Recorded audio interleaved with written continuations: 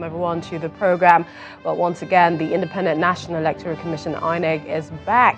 And this is to the field in Adamawa to conclude their unfinished business in the supplementary election taking place there. Accreditation and voting are ongoing in different parts of the state, where voters are deciding in a supplementary poll who becomes their governor for the next 4 years. The election is holding in about 44 polling units across 14 local government areas of the state, and it comes after the State High Court on Tuesday vacated the order stopping the poll. The Independent National Electoral Commission, INEC, had fixed March the 23rd, 2019, for the exercise in Adamawa alongside 5 other states where the governorship election was declared inconclusive on the 10th of March. But the court stopped the election pending the determination of the suit brought before it by the governorship candidate of the Movement for Restoration and Defense for Democracy, MRDD, Mustafa Shaba. Well, it's also been a long journey in the Adamawa governorship race. Here is a timeline of events. March the 2017, INEC released dates for governorship and state assembly Federal Capital Territory FCT council elections as at the 2nd of March 2019. Well, January 12, INEC released regulations and guidelines for the conduct of the 2019 elections. February 16th of the same year, INEC shifts all elections, including the governorship and state house of assembly elections, from March the 2nd to March the 9th, 2019. Of course, March the 9th, 2019, supplementary elections held alongside the governorship and state house of assembly elections. On March the 11th, 2019, INEC declares Adamawa Guber election inconclusive as number of votes exceeded margin of lead between candidates. On the 20th of March, INEC obeys court order halting the supplementary governorship election slated for Adamawa State on the Saturday, March the 23rd, 2019. And this was, of course, following the MRDD Movement of Restoration for Defense of Democracy, the ex-parte motion that they filed, claiming that the party's logo was excluded from the ballot paper for the March 9th governorship election conducted in the state. The 26th of March, the court vacated the restraining order on INEC, allowing governorship supplementary elections in 44 polling units in Adamawa State. The 27th of March 2019, the All Progressives Congress was threatening to boycott supplementary election if it holds on Thursday. But today, we hear it has rescinded its earlier decision boycotting that supplementary election earlier scheduled.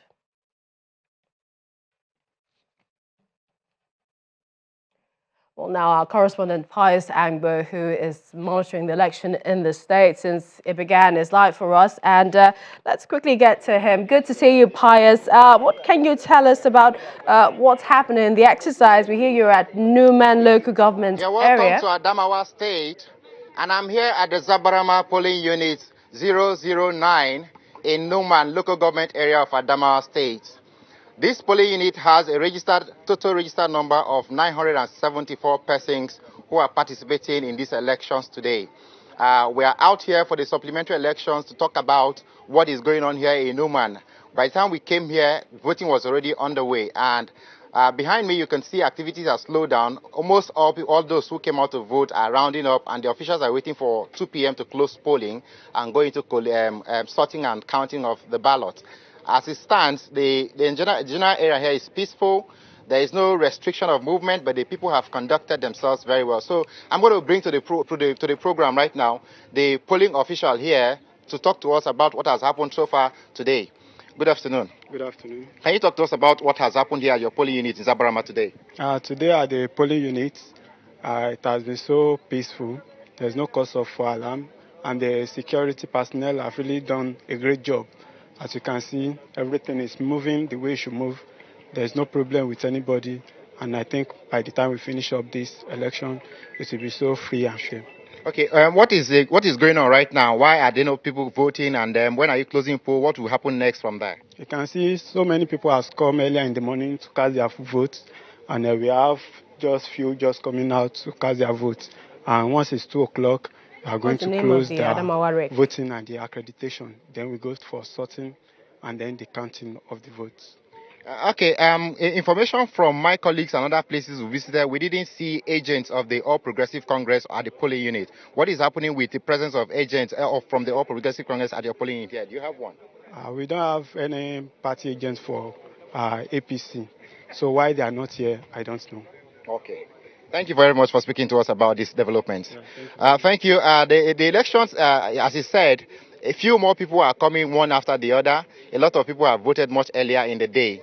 There are two voting areas here beside the polling station, the polling unit itself here in Zabarama. And so we've had people turn out much earlier to cast their vote. They are just waiting for 2 p.m. so they can close the process and go on. But I want to have join me right now one of the voters who came here on the 9th of March for the governorship elections, but something led to the cancellation and we are here today. Good afternoon. Afternoon.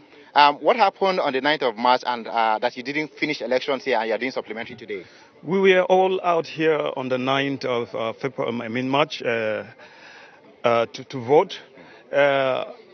We had a little problem. The ballot papers were shot with about 400 and something. And so the parties came together, the agents and the people around came together and agree the INEC must supply, fill up the gap, bring the missing ballot papers.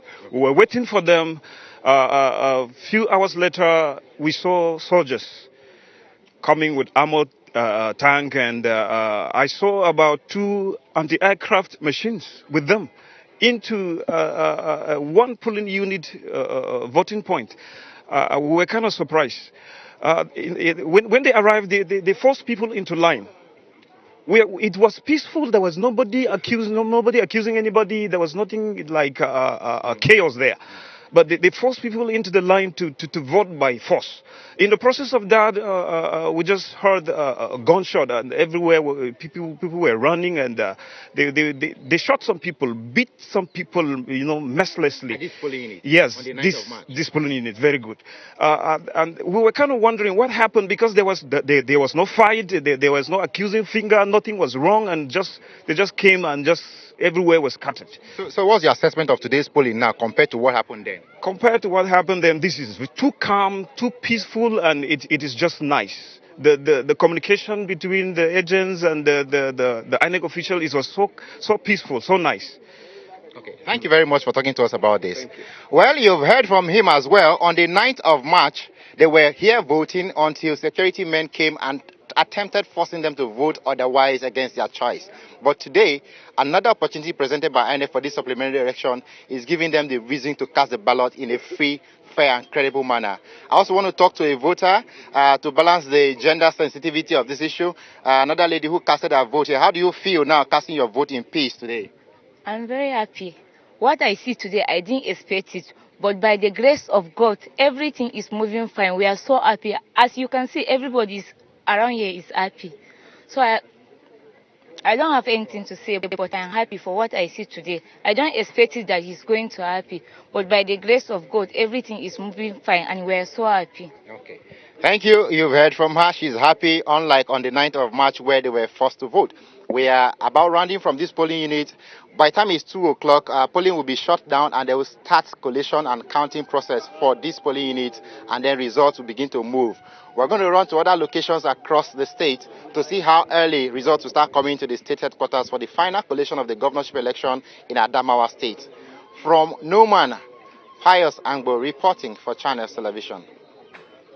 Well, Pius there, many thanks. At a moment, for a moment, when he said that, the elections were too good, I almost thought it was going to say too good to be true. Elections taking place there in Adamawa. We'll continue to bring you the latest.